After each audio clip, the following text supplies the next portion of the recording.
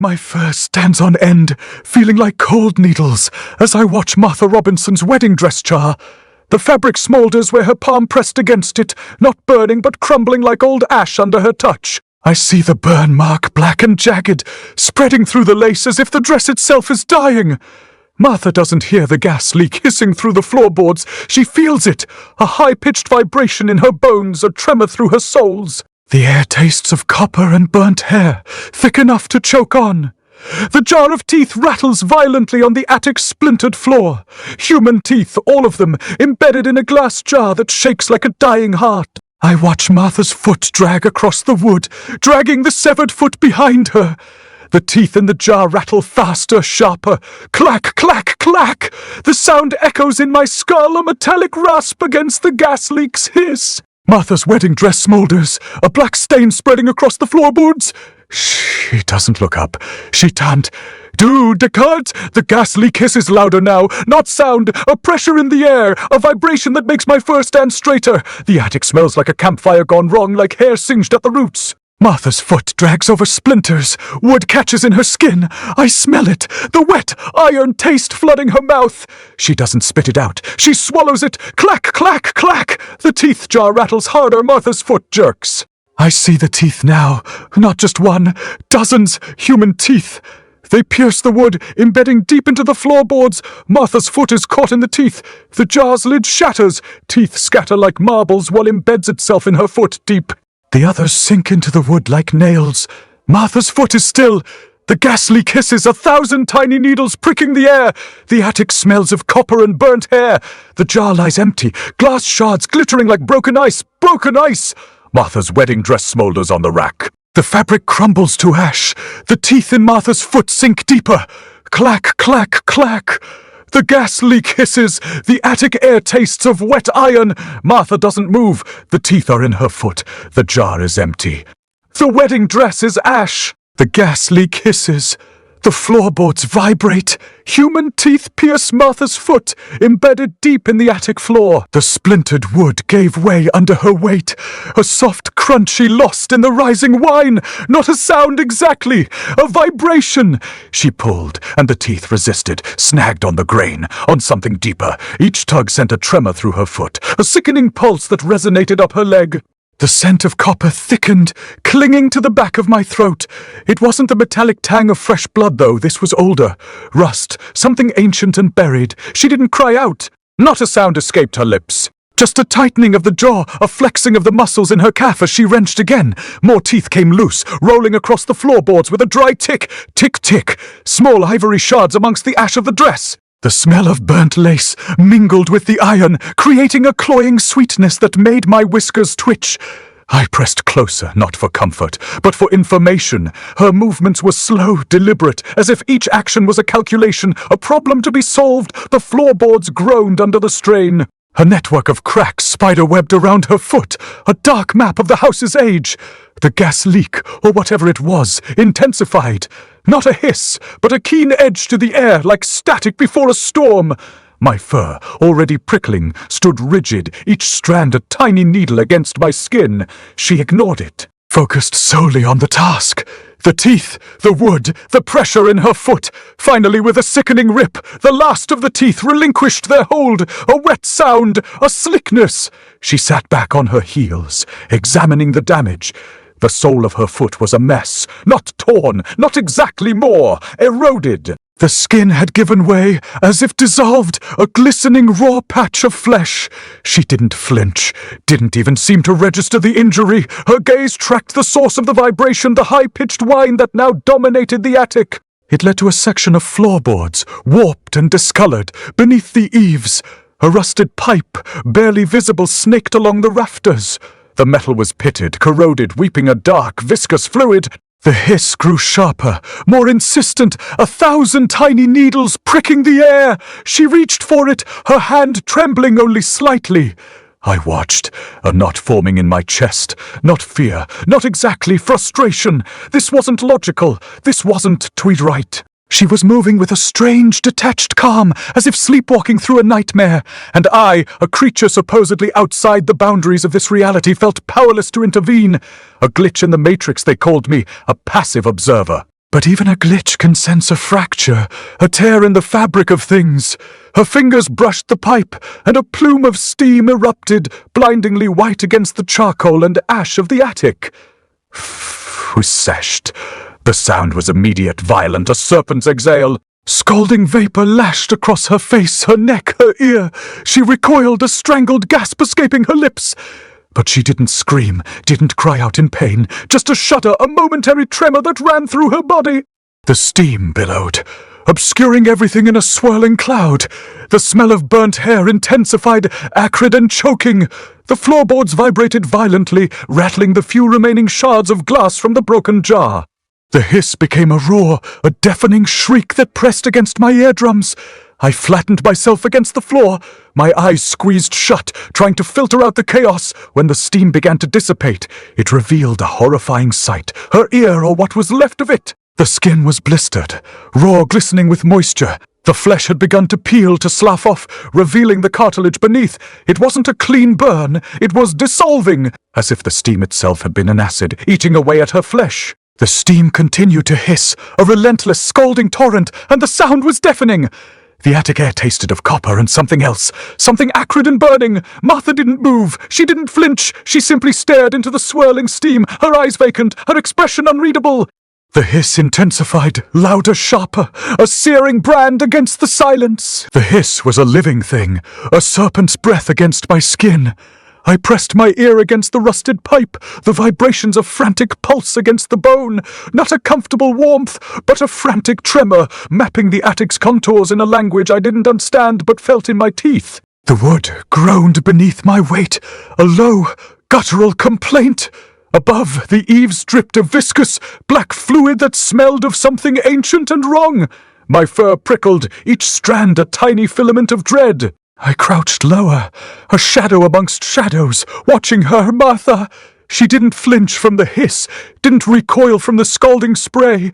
Her face was a mask of detached concentration, her eyes fixed on the pipe as if deciphering a vital message, a message I suspected she wouldn't share. The second jar sat nestled in the ash, a smaller, more fragile thing than the one she'd wrestled from the floor. I nudged it with my nose, a faint tick-tick emanating from within. The teeth rattled in unison with the hiss of the steam, a perverse rhythm. Ivory shards clattering against glass. The sound was almost hypnotic, a siren song of decay. My eyes shifted, pupils dilating in the gloom. The charcoal and ash of the attic seemed to bleed into my vision, a monochrome landscape of loss and regret. The air hung heavy, thick with the scent of burnt hair and something else, something metallic and sharp that clung to the back of my throat. I tasted it, a coppery tang that coated my tongue, a reminder of something lost, something broken. She straightened, her hand lingering on the pipe. The hiss lessened but didn't cease. A tremor ran through her body, a subtle ripple beneath the surface of her stillness. She didn't speak, didn't acknowledge the burn mark blossoming across her cheek, just stared. Her gaze was fixed, unblinking, as if she were looking through me, past me, into a space I couldn't comprehend. I licked her ear, a quick rasping swipe of my tongue against the blistered skin. The smell was overpowering, funburnt flesh and something acrid, something chemical. She didn't react, didn't even twitch. Just stood there, a statue carved from ash and sorrow. My tongue registered the texture, sotiku ni, a slick yielding surface, unlike anything I'd ever encountered. It wasn't pain, not exactly, more like wrongness, a violation. The rattling intensified, a frantic, desperate percussion against the silence. I pressed my body against her leg, a silent plea for understanding, a desperate attempt to break through the wall of her detachment, but she remained unresponsive, a vessel occupied by something other than herself. The hiss pulsed, a living heartbeat in the decaying attic. I focused on the jar at my feet, the teeth a silent chorus of accusation. They were small, almost childlike, yet they held a weight, a gravity that belied their size. Each one a tiny fragment of a shattered history, a testament to a life lived and lost. The light shifted. Not a sudden change, but a gradual darkening, as if the attic itself were exhaling. Shadows deepened, stretching and contorting into grotesque shapes. The air grew colder, a bone-deep chill that seeped into my marrow. I flattened myself against Martha's leg, seeking warmth, seeking reassurance. but there was none to be found. Her hand moved, slowly, deliberately, towards her ear. She didn't wince, didn't cry out, just touched the blistered skin, as if assessing the damage. The hiss seemed to amplify, a deafening roar that threatened to shatter the silence. The teeth rattled faster, a frantic, desperate plea. My eyes glowed, ash white in the gloom. A primal instinct, a desperate attempt to pierce the darkness, to see what she couldn't, to understand what she wouldn't reveal. A silent scream trapped in a feline throat. I tasted the copper on my tongue again, stronger now, more pervasive. The scent of burnt hair filled my nostrils, suffocating, overwhelming. She pulled her hand away, her fingers stained with a viscous black fluid. She stared at her hand, then back at the pipe. The hiss continued, relentless, unwavering. The rattling of the teeth reached a fever pitch. I pressed closer, my fur bristling against her skin, a silent warning, a desperate plea. But she didn't respond. She simply stared, her eyes vacant, her expression unreadable. The hiss intensified, a searing brand against the silence. The hiss was a physical pressure now, a tightening band around my skull. Martha's hand, pale and trembling, moved towards the jar. The movement was deliberate, almost ritualistic. I braced myself, the fur along my spine prickling with an anticipation that wasn't fear exactly. More like a premonition of something inevitable. The air tasted thick, heavy with the scent of burnt hair and something else. Something acrid that clung to the roof of my mouth. A low thump resonated from the pipe, a subterranean sigh. She brought the jar closer, the light catching the etched glass. The teeth within rattled, a frantic percussion against the silence. I watched her face, a landscape of brittle resolve and suppressed terror. Her knuckles were white, the tendons strained. A tremor ran through her arm, a visible manifestation of the tremor within me. The scent of copper intensified, sharp and metallic, a taste blooming on my tongue. It was the smell of blood, but not fresh odor. Settled, her palm, slick with sweat, brushed against the jar. A single drop of blood, a ruby bead, detached itself from her skin and landed on the cold, damp iron of the jar's base. A violent vibration shuddered through the glass. The rattling of the teeth escalated, a frantic, desperate clatter that echoed in the hollow spaces of my skull. Click, click, click, a relentless rhythm that seemed to burrow into my bones. The hiss became a scream, a piercing shriek that threatened to shatter the fragile equilibrium of the attic. The jar vibrated harder, the teeth a blur within the glass. A low hum resonated from the pipe, a guttural growl that seemed to emanate from the very foundations of the house. I felt a wave of nausea, a dizzying disorientation. The charcoal and ash of the attic seemed to swirl, the monochrome landscape blurring at the edges. I pressed closer to Martha's leg, a desperate anchor in a sea of rising dread. She gasped, a shallow, ragged breath that barely disturbed the stillness of the air. Her eyes widened, pupils dilating in the gloom. The blood continued to drip, a slow, deliberate cadence against the vibrating metal, each drop a tiny hammer blow against the silence. The metallic tang on my tongue intensified, a coppery flood that threatened to drown me. The hiss morphed, twisting into something else.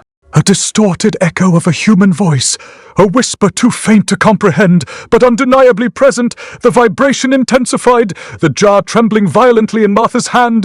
The teeth rattled like a frantic heartbeat, a desperate plea for release. I felt a pressure in my own chest, a mirroring of the tremor in the jar. The scent of burnt hair became suffocating, a tangible weight pressing down on my lungs.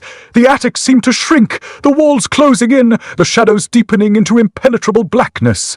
I tasted the copper again, stronger now, a bitter reminder of something lost, something broken. Martha's grip tightened on the jar. Her knuckles were bone white. A sheen of sweat glistened on her forehead, reflecting the faint light filtering through the cracks in the eaves. The hissing escalated into a high-pitched whine, a sonic assault that threatened to overwhelm my senses. The rattling of the teeth became a deafening roar, a chaotic symphony of decay. I flattened myself against her leg, a silent plea for understanding, for escape. The jar pulsed in her hand, a throbbing beacon of contained chaos. The teeth spun within the glass, a dizzying vortex of ivory shards. I felt a strange disconnect, as if my consciousness were fracturing, splintering into 1,000 fragments. The hiss warped, twisting into a distorted parody of laughter. A sound that scraped against my sanity. The taste of copper intensified, coating my tongue, my throat, my very being. She stared at the jar, her expression unreadable. Her eyes were wide, vacant, as if she were looking past me, past the attic, into a realm beyond human comprehension. A single tear traced a path down her cheek, leaving a clean streak in the grime. It was a fleeting moment of vulnerability, a brief glimpse behind the mask of her detached composure. The vibration reached a crescendo.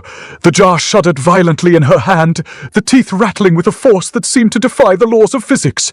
A sharp full crack echoed through the attic, a sound that resonated deep within my bones. The hiss abruptly ceased, replaced by a deafening silence. The metallic tang on my tongue intensified, a searing burn that threatened to consume me. The scent of burnt hair filled my nostrils, suffocating, overwhelming. The jar vibrated one final time, then fell silent. Martha stared at it, her hand trembling. The teeth within remained still, a silent testament to the chaos they had unleashed. The silence was thick, heavy, oppressive. It felt wrong, a void where the hiss had been. A pregnant pause before something else, something worse. I pressed my body against her leg, a desperate attempt to regain a sense of stability, a sense of reality. The taste of copper lingered, a constant reminder of the horror that had just unfolded. The attic held its breath. The jar trembled in her grip, a fragile cage of etched glass, and contained madness. Her fingers curled around it, knuckles white as the rotten bones of the attic's foundation. A breath, shallow, ragged, pushed past her lips, each exhale a ghost of the words she refused to speak. The teeth inside the jar rattled, a wet, frantic percussion, like something alive scraping against the glass. The copper taste in her mouth thickened. A metallic tide, and she knew what she had to do. The first crack was a whisper. A hairline fracture spider-webbed across the glass, a jagged mouth opening wide enough to let the light bleed through. The teeth inside jittered, their edges glinting dulled silver, the enamel chipped like the edges of a broken promise. Martha's jaw tightened. She didn't look at the cat, didn't need to. Its fur prickled against her ankle. Each needle, thin bristle, a warning, a reminder that she was not alone in this. That something was feeding on her hesitation. The jar's skin split again, a slow unraveling, the glass weeping a thick, viscous fluid that pooled at the base like melted wax. The scent hit her then, a sharp, acrid reek of rust and old blood, the kind that clings to the inside of a wound that never quite closes. The floorboards beneath her feet groaned, the wood swelling as if the attic itself were breathing, drawing in the stench. She didn't hesitate. The jar shattered against the planks.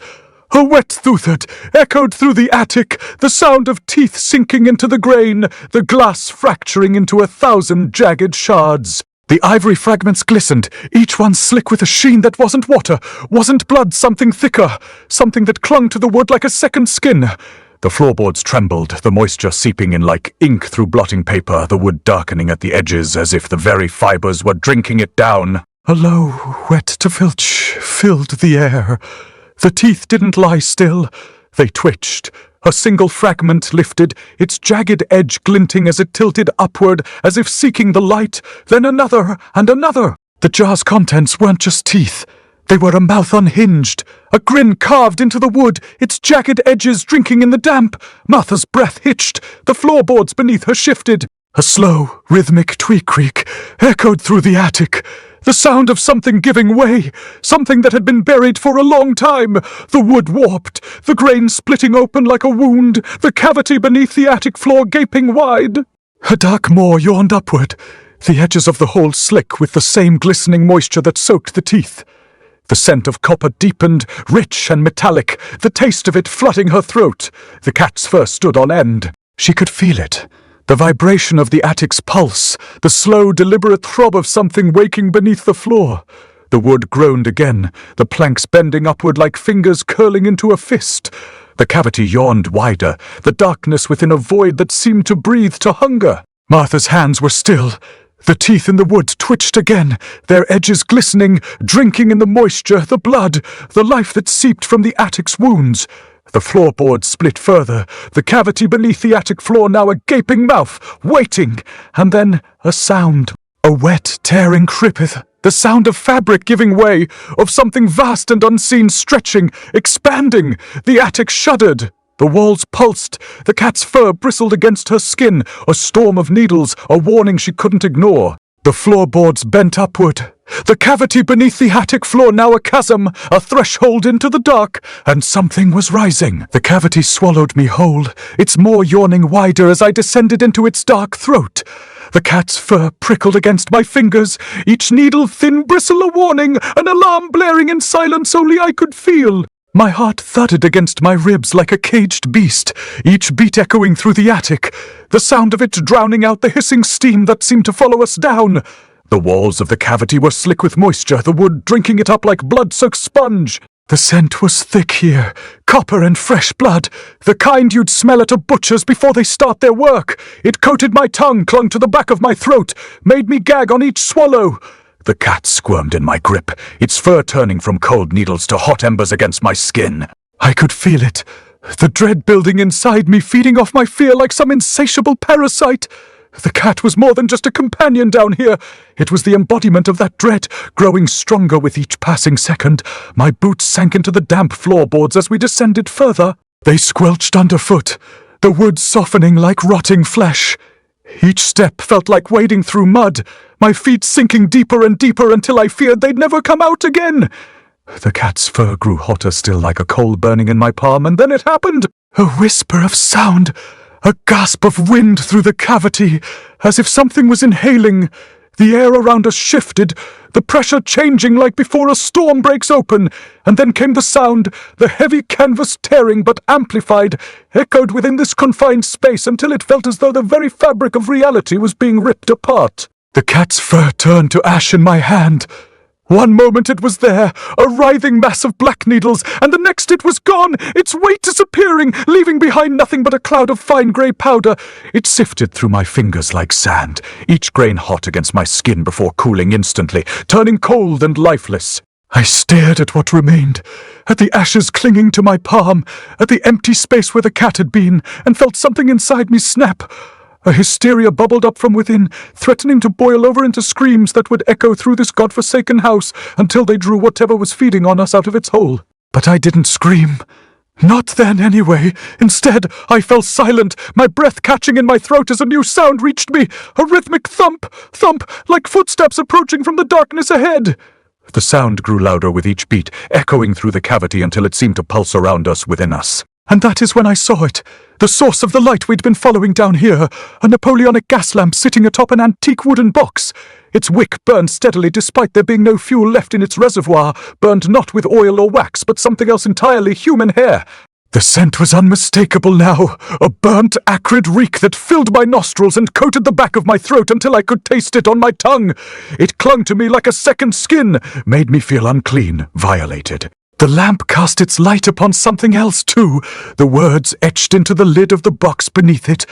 Don't look up. A shiver ran down my spine, a cold red that seemed to seep directly from those 4 words carved into wood older than I was. They felt like a warning, like they'd been written by someone who knew what lay ahead, who had tried to warn me but failed because I hadn't listened. Not then anyway, not until it was too late.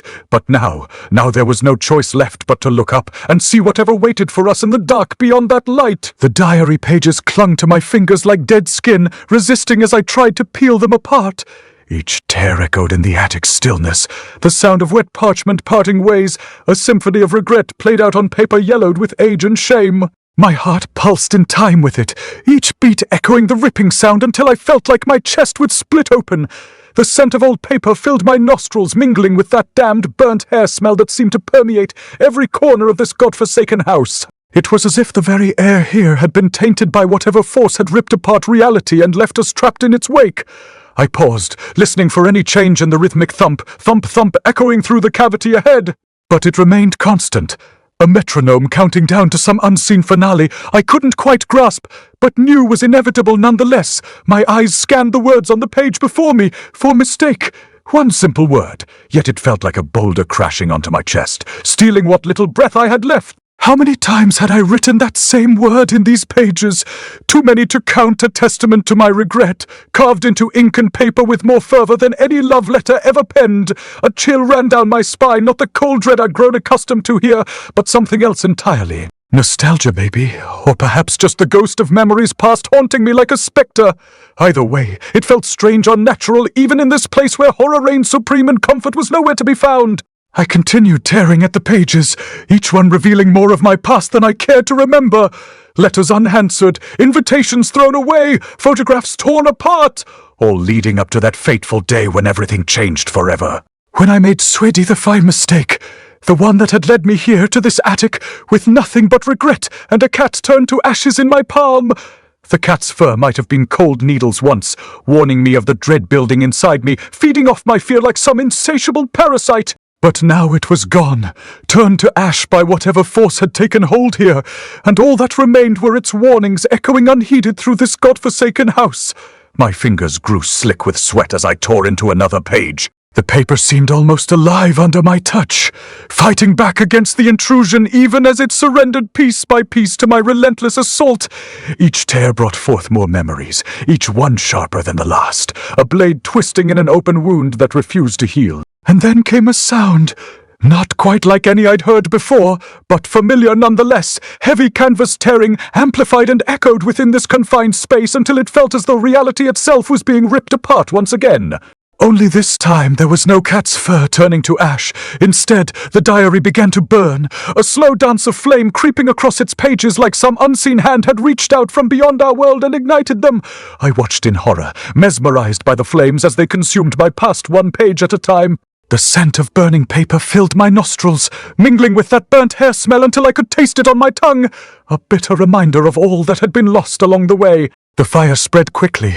Within seconds, there was nothing left but ashes and embers floating gently down onto what remained of my diary like tiny meteors carrying their own miniature apocalypses. And then, amidst those ashes, something began to take shape, a form emerging from chaos as if ordered into existence by some unseen force. A wedding dress, ash forming the delicate lines of its bodice, skirt flowing outwards in a soft curve that seemed almost mocking given the harsh reality surrounding us here. It stood there defiantly amidst the ruins of my past, the embodiment of all those dreams I'd once held on to so tightly now reduced to nothing more than charred remnants scattered at my feet. I stared at it, transfixed by its sudden appearance, and then came another sound, footsteps approaching from above this time, not echoing through walls but real and tangible, vibrating beneath our very feet like thunder rumbling down from on high.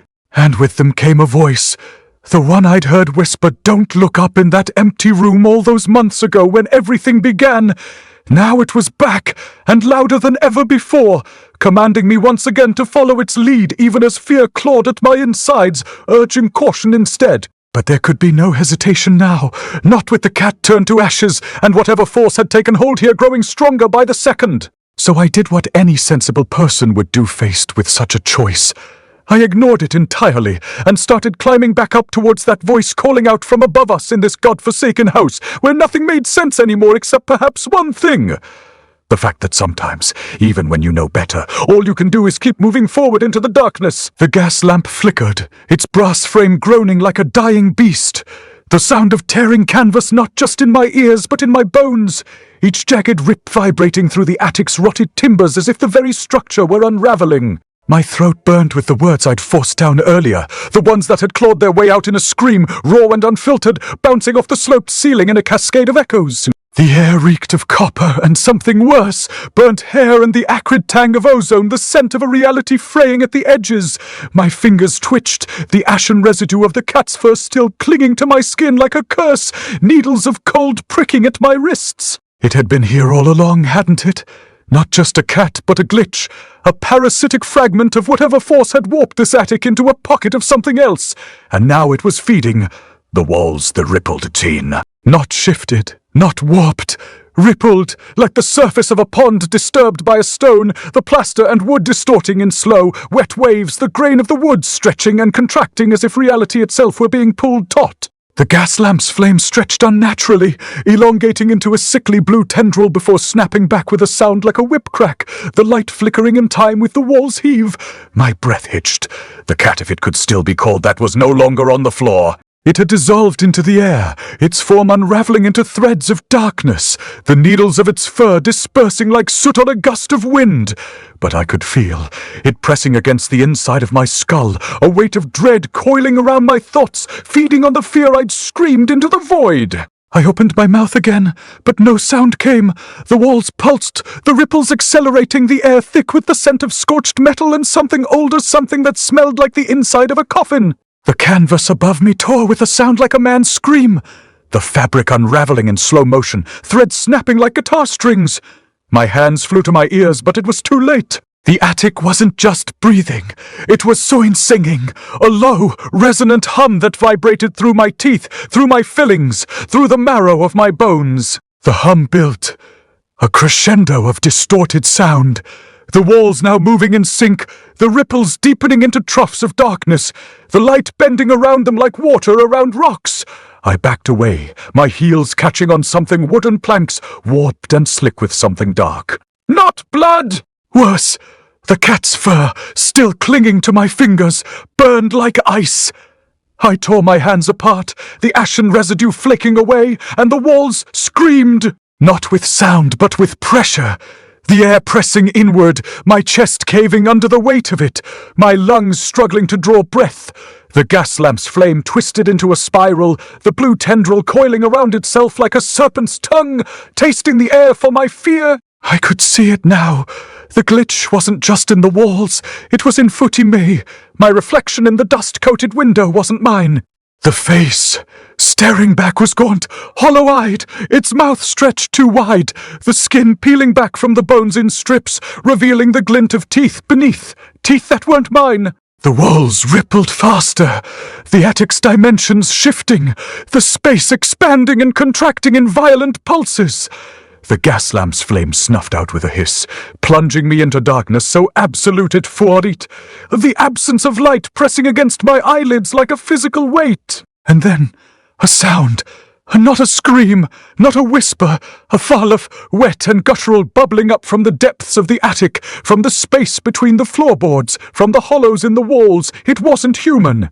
It was the sound of something that had been waiting, something that had been hungry, and now it was here. And it was here. The walls stopped moving, the air stilled, and then I screamed. The cylinder was cold against my fingertips, the brass worn smooth with age. Wax, brittle and yellowed, encased the recording.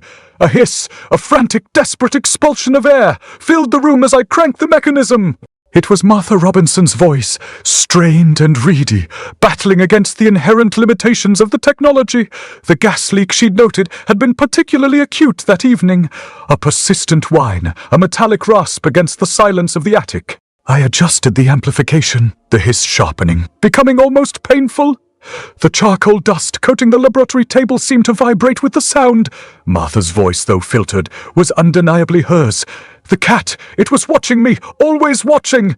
Its eyes, like polished obsidian, reflecting something I couldn't quite grasp. The recording cut out, a sudden silence that felt heavier than any noise. The fur! I'd been meticulously cataloguing the samples recovered from the attic. The black, wiry strands clinging to the floorboards, to the furniture, to Martha's clothing. Each strand felt like a tiny, icy needle pressed against my skin. I'd run it through every analysis I could devise. No known feline DNA. The cellular structure anomalous. Almost as if it were assembled rather than grown. I picked up a magnifying glass, examining a single strand under the harsh glare of the electric lamp. The air in the laboratory was thick with the scent of formaldehyde and something else, something indefinable, a lingering trace of burnt sugar and something sharper, something almost metallic. The recording resumed, Martha's voice trembling. The walls, they were free moving. I know it sounds insane, but they were. Breathing. I made a note. Delusions likely exacerbated by prolonged isolation and exposure to whatever had been present in the attic. The wax cylinder spun, the hiss intensifying, punctuated by Martha's increasingly frantic pronouncements. It's in my head now. I can feel it. It wants something. It wants something. It needs something. I paused the recording, feeling a sudden chill despite the warmth of the laboratory. The cat. It wasn't simply presented in the attic. It was feeding on something. My fingers traced the rim of the jar containing the human teeth. A collection meticulously arranged, each tooth labeled with a date and a single word lie. Martha had been obsessed with them, claiming they vibrated whenever a falsehood was uttered in their presence. A macabre parlor trick. I'd initially dismissed it as. Now, I wasn't so sure. The teeth rattled subtly, a dry, whispering percussion against the silence of the laboratory, a reflex. I hadn't spoken a lie, had I? The recording resumed. Martha's voice was a desperate rasp. The reflection. It's not me. It's something else. Something hungry. I winced, the sound grating against my nerves, the photographs. I'd spent days poring over them. Martha's photographic documentation of the attic. Grainy, black and white images depicting the slow, inexorable decay of the house, the unsettling stillness of the furniture, the oppressive darkness that seemed to cling to every corner, and the cat. Always the cat, lurking in the shadows, its eyes reflecting the gas lamp's light like twin pools of obsidian. I felt a prickling sensation on the back of my neck. The laboratory felt colder than it should. The hiss from the wax cylinder seemed to be mocking me. I glanced at the window. The panes clouded with condensation. Rain lashed against the glass, the wind howling like a banshee. The scent of ozone, sharp and acrid, filled the air. The recording ended abruptly. Silence, a profound, suffocating silence. I rewound the cylinder, listening to the hiss again, searching for something I'd missed. Something that would explain everything. Martha's last words echoed in my mind. It wants something. It needs something. I reached for my notebook, the leather worn smooth from years of use. I began to write, meticulously documenting my findings. Subject Martha Robinson. Primary symptom delusions of persecution, auditory and visual hallucinations, possible parasitic infestation. Secondary symptom, obsessive collection of human teeth. Possible correlation, anomalous feline presence exhibiting a typical biological structure. My pen scratched across the paper, the sound amplified in the silence. I paused, rereading what I'd written. The words felt inadequate, insufficient. They failed to capture the true horror of the situation, the unsettling sense that I was missing something crucial. Then I saw it! A faint discoloration on the wax cylinder, a smudge almost invisible to the naked eye. I leaned closer, examining it under the lamp. It wasn't a smudge. It was a residue, a fine, black powder. The same black powder that clung to Martha's clothing, the same black powder that coated the cat's fur. I carefully collected a sample of the powder, placing it in a small vial. I needed to analyze it, to understand its composition, to unlock the secrets it held. As I sealed the vial, I heard it, a faint, almost imperceptible hiss. Not from the wax cylinder, from footy behind me. I turned slowly, my hand instinctively reaching for the revolver tucked into my waistcoat pocket. The laboratory was empty. The only sound was the rain lashing against the window. The only smell was the lingering scent of ozone. I turned back to my notebook, my hand trembling as I wrote the final line. She heard the hiss, but not the lie. The final jar settled into the box with a sound like a sigh of relief. The glass cold against my palm. I'd catalogued every tooth, human brittle stained with the faint copper scent that clung to them like a promise. Each labeled with its date and the word lie. The ink smudged where my hand had trembled now. The last one. I lifted it by its root, the ivory smooth and unnervingly warm. The box was lined with tissue paper, its surface rough like old skin. I placed the jar inside, the teeth within rattling faintly, a dry percussion against the glass. The sound wasn't sudden. It built a slow, insistent vibration that matched the thrumming in my own chest. I'd heard it before. The teeth, Martha's macabre parlor trick now. They were speaking. The hiss from the wax cylinder had faded to a whisper, a ghost of its earlier frantic hiss. I'd played it over and over. Martha's voice strained, her words dissolving into static. It wants something. It would need something. I dismissed it as delusion. But the teeth, they never lied. Not to me, not while I was here. The copper scent sharpened, metallic and sharp, cutting through the formaldehyde tang of the lab. My fingers traced the rim of the box, the cardboard brittle. I closed the lid with a soft click. The teeth rattled again, louder now, a dry whispering sound like sugar, crusted bones against glass. I felt it in my bones, a resonance. I set the box on the table. The air hummed with the absence of sound, thick and heavy. The rain had stopped, leaving the window clouded with condensation that looked like tears. I waited. The teeth rattled. Not a tremor, a rhythm, a pattern. Thump, thump, thump, thump, like a slow heartbeat or a countdown. I leaned closer, the copper scent overwhelming. The rattling intensified, a dry, urgent sound that made the hairs on my neck rise. I reached for the box, my hand steady. The teeth weren't just rattling, they were preach-pounding. A sharp, precise footstep against the lid, then another and another. The box shuddered, not from my hand. From twinside, a hairline crack appeared in the cardboard, spreading like a slow, deliberate tear.